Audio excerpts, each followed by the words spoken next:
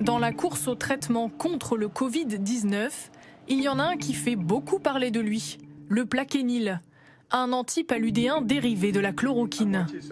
Ce lundi à Marseille, le professeur Didier Raoult, infectiologue, présentait les résultats d'un essai clinique mené sur 24 malades. Vous voyez qu'au bout de 6 jours, il y a toujours 90% qui sont porteurs, tandis que quand vous mettez du Plaquenil, au bout de 6 jours, il n'y a plus que 25% qui sont porteurs.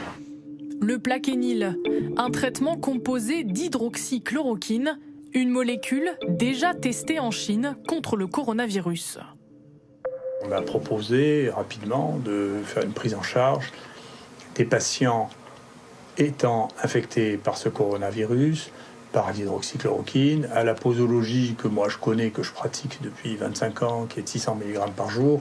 L'hydroxychloroquine est un médicament extrêmement toléré qui est donné parfois pendant 10-20 ans à des gens qui ont des maladies inflammatoires.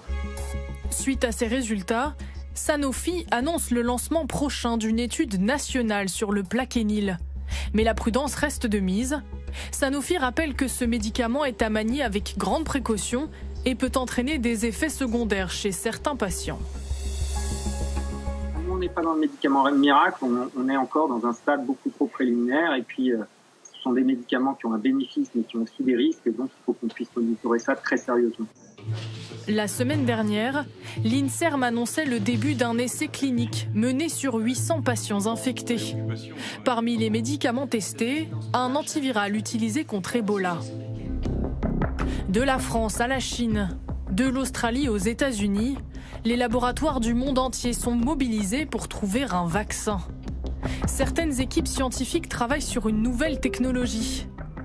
La méthode consiste à synthétiser une protéine du coronavirus, la protéine S, qui lui permet de s'accrocher aux cellules. Cette protéine de synthèse est ensuite injectée dans le corps d'un patient sain. Objectif, déclencher une réaction immunitaire et créer des anticorps reconnaissant cette protéine.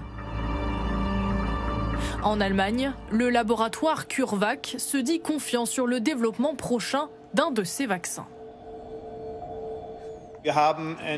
On a maintenant une plateforme qui nous permet de répondre rapidement aux nouvelles menaces. Donc on espère que cette nouvelle technologie, dite à ARN, est un moyen rapide d'apporter des solutions.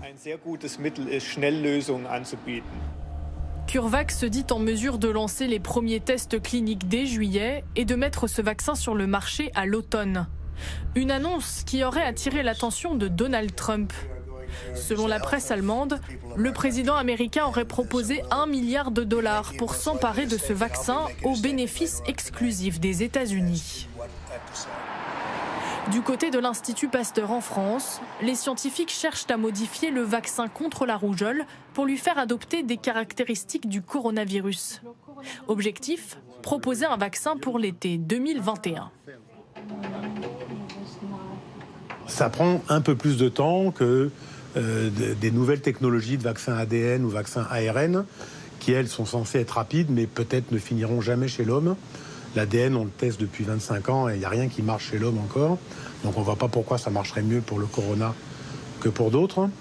Donc nous, on préfère, c'est un petit peu plus long, ça va nous prendre une petite année de faire tout ça, mais on est sûr qu'au bout d'un an, on peut fabriquer 10 millions de doses s'il y en a besoin. La compétition est rude. Lundi, un laboratoire américain déclarait avoir injecté une première dose de vaccin à un volontaire aux États-Unis. Le lendemain, ce sont les autorités chinoises qui annonçaient à leur tour le début d'essais cliniques sur des patients humains.